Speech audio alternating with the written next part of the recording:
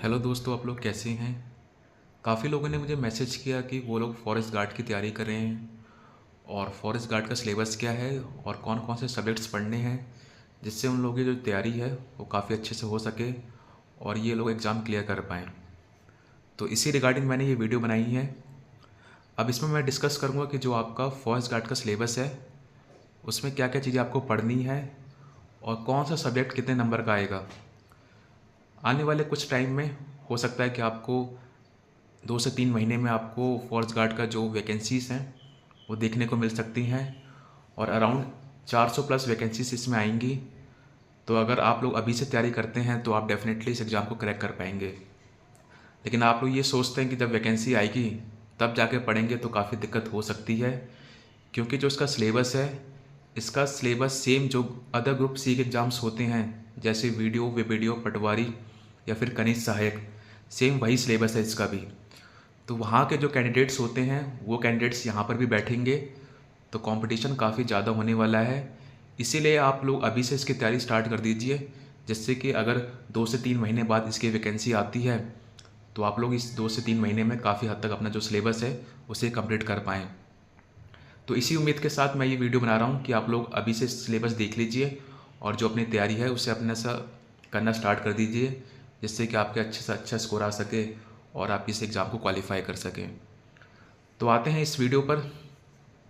तो जो बात हो रही है फॉरेस्ट गार्ड को, इसको वन आरक्षी भी कहते हैं, ठीक है। और मेनली इसमें आपके 3 चीज़ें आएंगी। सबसे मेन क्या आएगा आपका, सामान्य हिंदी। तो जनरल हिंदी आती है इसमें, और इसमें टोटल 20 क्वेश्चंस आएंगे और ये 20 नंबर का होगा। अब सेकंड पार्ट जो आएगा इसमें वो आएगा आपका सामान्य ज्ञान एवं सामान्य अध्ययन। इसमें आपकी जो कुल मिला के जनरल स्टडीज़ है वो आएगा, और साथ ही साथ आपके कुछ रीजनिंग के क्वेश्चंस देखने को मिलेंगे इसमें। और ये टोटल आपका 40 क्वेश्चंस आएंगे जो कि 40 नंबर के होंगे। लास्ट जो पार्ट होगा वो आपका होगा उत्तराखंड से रिलेटेड जीके का पार्ट, जो कि 40 नंबर का आएगा। कुल मिला के आपके 3 पार्ट आएंगे। पहला आपका हिंदी हो गया, दूसरा आपका रीजनिंग प्लस जनरल स्टडीज़ का पार्ट हो गया, एंड थर्ड पार्ट हो गया आपका उत्तराखंड रिलेटेड, जो कि 40 नंबर का आएगा। तो टोटल 100 क्वेश्चन आएंगे आपके पास, जो कि 100 नंबर का आपका पेपर होगा, ठीक है। अब इसको थोड़ा डीपली एनालिसिस करते हैं कि आपको हिंदी में क्या क्या टॉपिक्स पढ़ने हैं, वैसे ही आपको रीजनिंग में, साथ ही साथ आपका जो भी जीके पोर्शन है उसमें क्या क्या पढ़ना है आपको। तो स्टार्ट करते हैं सबसे पहले हिंदी से। तो हिंदी में क्या क्या टॉपिक्स आने वाले हैं। सबसे पहले आपका वही आएगा भाषा, भाषा के प्रकार क्या हो गए, आपकी लिपियाँ कौन कौन सी होती हैं, भाषा का विकास कैसे हुआ है, उत्तराखंड की जो प्रमुख बोलियाँ हैं, कुमाऊनी, गढ़वाली, जौनसारी, तो ये रिलेटेड क्वेश्चंस आ सकते हैं इसमें।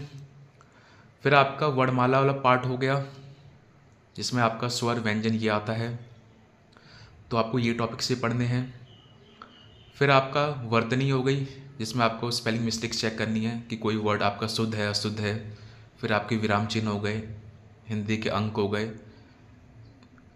नेक्स्ट आपका आता है शब्द संरचना, जिसमें आपका वर्ण, अक्षर, प्रत्यय, उपसर्ग, संज्ञा, सर्वनाम, क्रिया, पद, लिंग, वचन, पुरुष, विशेषण, अलंकार, कारक। तो कुल मिला के जो भी आपका व्याकरण का पोर्शन है वो पूरा का पूरा आपको पढ़ना होगा, ठीक है। फिर आते हैं आपके शब्द भंडार पे, तत्सम, तद्भव, देशज, आगत, एकार्थी, अनेकार्थी, विपरार्थी, समानार्थी, पर्यायवाची। तो इससे भी काफ़ी हद तक क्वेश्चन आ जाते हैं इसमें। फिर नेक्स्ट आपका आएगा संधि, स्वर संधि, दीर्घ संधि, गुण संधि, वृद्धि संधि, आयादी संधि, व्यंजन संधि। तो जितनी भी संधियाँ होती हैं आपको सही से पढ़ना है इसमें। फिर नेक्स्ट वाक्य परिचय, वाक्य का आशय, परिभाषा, वाक्य शुद्धि। फिर आपके मुहावरे हो गई, लोकोक्तियाँ हो गई। तो ये सारे टॉपिक्स आपको पढ़ने हैं। आपको कोई भी एक 9th-10th की जो एक हिंदी की व्याकरण बुक आती है आप उससे पढ़ सकते हैं, या फिर एक लूसेंट की हिंदी बुक आती है आप वहाँ से भी पढ़ सकते हैं। एक आदित्य पब्लिकेशन की बुक आती है, उसमें काफ़ी प्रीवियस ईयर के क्वेश्चंस होते हैं जो उत्तराखंड में भी हुए हैं, या फिर आपके डिफरेंट स्टेट्स होते हैं, जैसे यूपी हो गया, मध्य प्रदेश हो गया, हरियाणा हो गया, जहाँ भी हिंदी पूछी जाती है स्टेट गवर्नमेंट एग्जाम्स में, आप वहाँ से भी पढ़ सकते हैं। फिर आपका पत्र लेखन, जिसमें आपका सरकारी अर्ध सरकारी पत्र, विज्ञप्ति, इससे रिलेटेड भी क्वेश्चंस आ जाते हैं। फिर नेक्स्ट आपका हो गया समाचार पत्रिकाएं। फिर आपका जो भी आपका पेज लेआउट, टाइपिंग, ये सब, तो ये सारी चीज़ आपको पढ़नी है। फिर आपका पद्य हो गया, गद्य हो गया, जितने भी आपके फेमस राइटर्स हैं, कवि थे, कवित्रियाँ थीं, जितने भी उनके, जैसे कि कबीर हो गया, सूर हो गया, तुलसी, मीरा, रसखान, जयशंकर प्रसाद निराला, माखनलाल चतुर्वेदी, मंगलेश डबरियाल, राजेश जोशी। सेम वैसे ही आपका गद्य के लिए प्रेमचंद हो गए, महादेवी वर्मा हो गई, हरिशंकर परसाई हो गए, शैलेश मटियानी हो गए, शेखर जोशी हो गए, मन्नू भंडारी हो गई। तो ये सारे ऐसे ऑथर्स हैं, राइटर्स हैं, जिनके आपको गद्य और पद्य पढ़ने हैं। इससे रिलेटेड क्वेश्चंस भी आ जाते हैं। कुछ कवि के कविताएं पूछ ली जाती हैं और पूछा जाता है कि ये किसकी कविताएं हैं, ये किसकी पंक्तियां हैं, ये गद्य किसका लिखा हुआ है। तो आपको ये सारी चीज़ें नॉलेज होनी चाहिए। तो आपको हिंदी अच्छे खासे से पढ़नी है, क्योंकि आपका 20 नंबर का आने वाला है, जो कि आपका ठीक ठाक वेटेज है। अब आते हैं आपके सामान्य बुद्धि परीक्षण पे, जो कि आपका रीजनिंग हो गया। तो रीजनिंग के लिए आपको कुछ टॉपिक्स यहाँ पे दे रखे हैं जो आपको पढ़ने हैं। आप कुल मिला के किसी भी यूट्यूब चैनल से जाकर आप लोग जितने भी टॉपिक्स दे रखे हैं रीजनिंग में, आप उसे कवर कर सकते हैं। आपके 8 से 10 क्वेश्चंस आते हैं रीजनिंग के इसमें। तो आपको रीजनिंग की भी सही से तैयारी करनी है। इसमें आपका दर्पण एवं जल प्रतिबिंब हो गया, श्रृंखला हो गई, वर्गीकरण हो गया, कागज़ मोड़ना, कागज़ काटना। तो कुल मिला के जितने भी आपके मिरर इमेजेस हो गई, आपकी वाटर इमेजेस हो गई, आपकी सीरीज़ हो गया, ये सारी जो टॉपिक्स होते हैं रीजनिंग के, जैसे ब्लड एंड रिलेशंस हो गए, वैसे जैसे आप देख सकते हैं हिंदी में लिखा हुआ है, आकृति निर्माण हो गया, आकृतियों की पूर्ति हो गई, आकृति अवयव हो गया। तो ये सारे टॉपिक्स आपके वर्बल नॉन वर्बल जो रीजनिंग होती है, वो सारे टॉपिक्स आपको पढ़ने हैं। सेम वैसे आपका वर्बल रीजनिंग में वर्णमाला परीक्षण हो गया, सादृश्यता हो गया, संख्या परीक्षण हो गया, दिशा का ज्ञान हो गया, ठीक है। रक्त संबंध जो मैं आपको बताता हूँ, ब्लड रिलेशन हो गया, धारणा परीक्षण, वर्गीकरण, आलेख, वेन डायग्राम, शब्द निर्माण, कैलेंडर्स, पहेली परीक्षण, समस्या समाधान, आंकड़ों की पर्याप्तता। तो ये सारे टॉपिक्स आपको रीजनिंग के पढ़ने हैं। सारे टॉपिक्स से तो क्वेश्चंस नहीं आएंगे, लेकिन जो भी 8 से 10 क्वेश्चंस आएंगे, अगर आप लोग इसको थोड़ा बहुत पढ़ लेते हैं तो आपके क्वेश्चंस वहाँ पे बन जाएंगे और 8 से 10 क्वेश्चंस आपके ठीक हो जाएंगे। तो कुल मिलाकर आपको ध्यान से रीजनिंग पढ़नी है, ठीक है। उसके बाद आते हैं जो आपका मेन टॉपिक है, जो आपको सामान्य ज्ञान पढ़ना है। तो सामान्य ज्ञान में आपके वही टॉपिक्स आते हैं, जैसे कि आपका हिस्ट्री हो गया, ज्योग्राफी हो गया, आपका इकोनॉमिक्स हो गई, पॉलिटी हो गया, या फिर आपका साइंस एंड टेक्नोलॉजी हो गया। तो ये सारे सेक्शंस आपको, ऐसे कंप्यूटर भी आता है इसमें थोड़ा बहुत। तो अगर आपने पहले से जीके पढ़ी है, जनरल स्टडीज़ पढ़ी है, तो आपका जो ये सब्जेक्ट है वो काफ़ी हद तक क्लियर होगा। अगर आपने नहीं पढ़ा है तो इसमें काफ़ी टाइम देना पड़ता है, तो इसीलिए आप लोग इसकी तैयारी अभी से स्टार्ट कर दीजिए।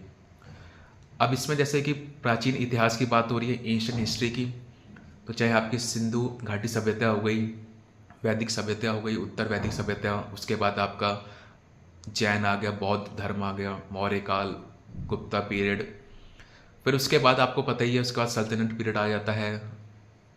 तो ये सारी चीज़ें जो एंशियंट हिस्ट्री की हैं ये आपको पढ़नी है। आप लोग कोशिश करिए कि आप लोग जो स्टैंडर्ड बुक्स होती हैं वहाँ से पढ़िए। थोड़ा बहुत ऊपर ऊपर से पढ़ना चाहते हैं तो आप लूसेंट से रेफ़र कर सकते हैं। आपको लूसेंट में थोड़ा थोड़ा हर एक टॉपिक के बारे में नॉलेज मिल जाएगी, तो आप वहाँ से भी कवर कर सकते हैं, ठीक है। बाकी घटना चक्र की बुक आती है, घटना चक्र की अलग अलग से आती है, जैसे आपकी ऑब्जेक्टिव भी आती है, साथ ही साथ आपका हिस्ट्री, ज्योग्राफी, इकोनॉमिक्स, पॉलिटिक्स के लिए अलग अलग बुक भी आती है, तो आप लोग वहाँ से ही पढ़ सकते हैं। साथ साथ प्रतियोगिता दर्पण की बुक्स भी आती हैं, उससे ही पढ़ सकते हैं। तो अगर कोई बुक आपको जो भी पसंद आती है आप लोग लेकर पढ़ना स्टार्ट कर दीजिए। उसके बाद आपका आता है मिडेवल पीरियड, जो आपके मध्यकालीन भारत इतिहास हो गया, जिसमें आपका दिल्ली सल्तनत हो गई, ठीक है, जिसमें आपको पता ही है खिलजी, गुलाम वंश, सैयद, लोधी वंश, ये सारे आते हैं उसमें। तो इसके जितने भी साहित्य हो गई, कला हो गई, क्या क्या इसमें एडमिनिस्ट्रेशन था, कैसा प्रशासन था उस वक्त, तो वो सारी चीज़ें आपको पता रहनी चाहिए। फिर आपको पता ही है उसके बीच में आपका भक्ति मूवमेंट आया था, सूफी मूवमेंट आया था, तो वो सारे आपको चीज़ें पता रहनी चाहिए।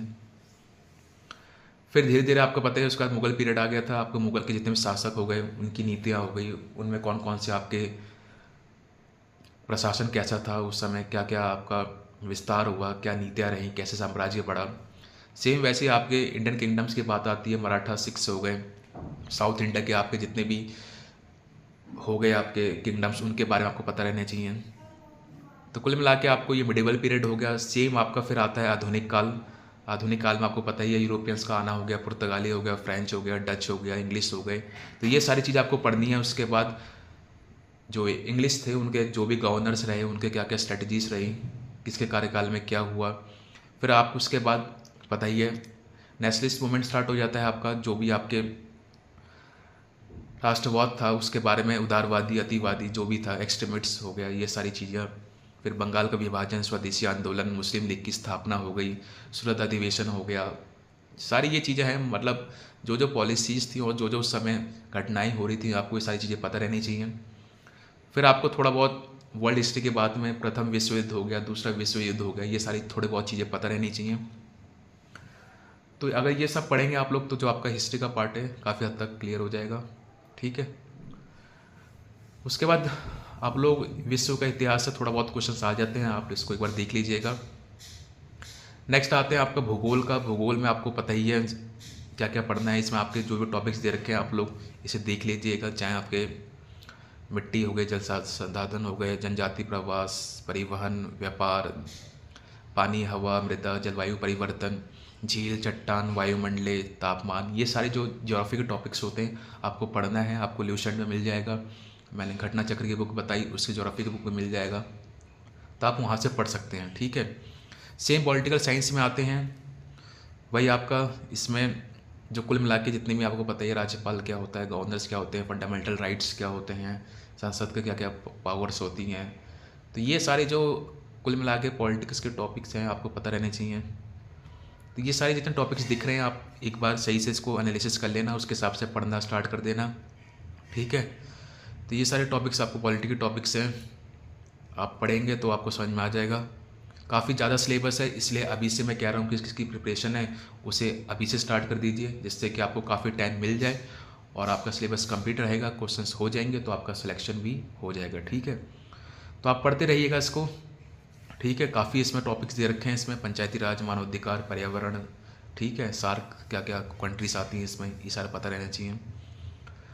फिर आपका इकोनॉमिक्स आगे, भारतीय कार्य व्यवस्था क्या होती है, आपका मध्यम उद्योग नीति क्या होती है, कौन कौन से आयोग हैं, क्या क्या उसमें इंडिया की पोजीशन चल रही है, जीडीपी क्या होती है, विश्व व्यापार क्या होता है, ये सारी चीज़ें आपको पता रहनी चाहिए। ये आपका इकोनॉमिक्स का पार्ट हो गया, आप इसे देख लेना। इसकी पीडीएफ मैं अपने टेलीग्राम चैनल पर शेयर कर दूंगा, आप वहाँ से डाउनलोड कर सकते हैं।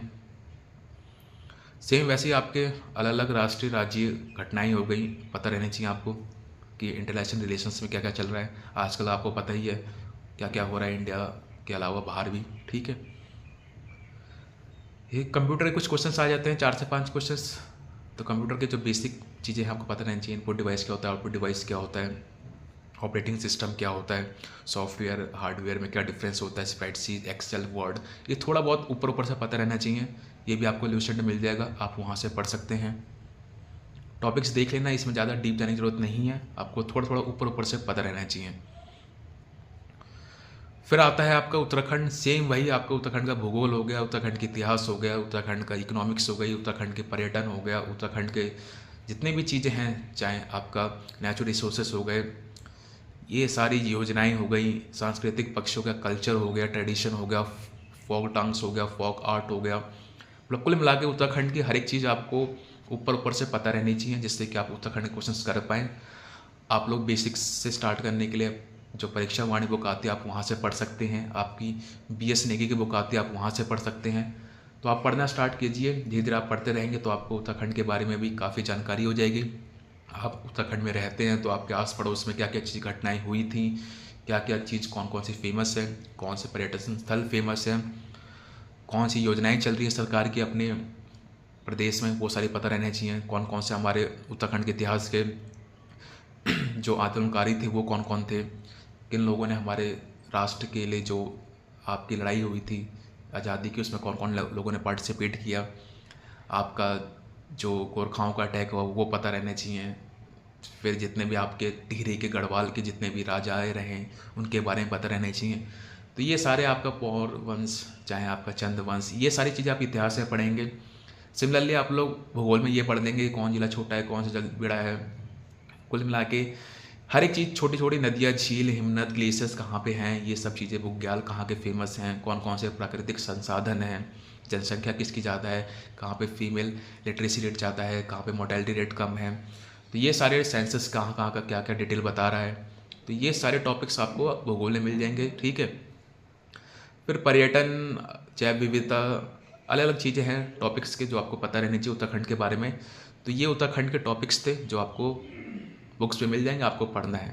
तो ये सिलेबस था आपका फॉरेस्ट गार्ड का, जिसमें मेनली आपका हिंदी है 20 नंबर की, आपकी reasoning plus all India GK है 40 नंबर की, प्लस 40 नंबर का उत्तराखंड जीके है। टोटल 100 नंबर के 100 क्वेश्चंस आएंगे। तो आपको अभी से लग जाना है, अभी से पढ़ते रहोगे तो जब 2 से 3 महीने बाद वैकेंसीज आएंगी तो डेफिनेटली आपका काफ़ी हद तक सिलेबस कंप्लीट हो चुका होगा और आप एग्ज़ाम के लिए काफ़ी हद तक रेडी रहेंगे। अभी ये मत सोचना कि वैकेंसीज आएंगी तब मैं जाके पढ़ूंगा। मैंने ऑलरेडी बता दिया कि इस ग्रुप सी में काफ़ी अदर बच्चे भी आएंगे, वीडियो पटवारी, लोअर पीसेस, अपर पीसेस, सारे बच्चे आ जाएंगे इसमें, ठीक है। इसलिए आप लोग ध्यान से लगे रहिए इसमें। अगर कोई दिक्कत है मुझे टेलीग्राम चैनल में मैसेज करना। सिलेबस की PDF मैं टेलीग्राम चैनल पे दे दूंगा। अगर आपने टेलीग्राम चैनल ज्वाइन नहीं किया है तो मैं अपने जो डिस्क्रिप्शन बॉक्स होता है वहाँ पर लिंक दे दूंगा, आप ज्वाइन हो जाना। और अगर आप चैनल पे नए हैं तो प्लीज़ चैनल को सब्सक्राइब जरूर करना। Thank you guys for watching this video.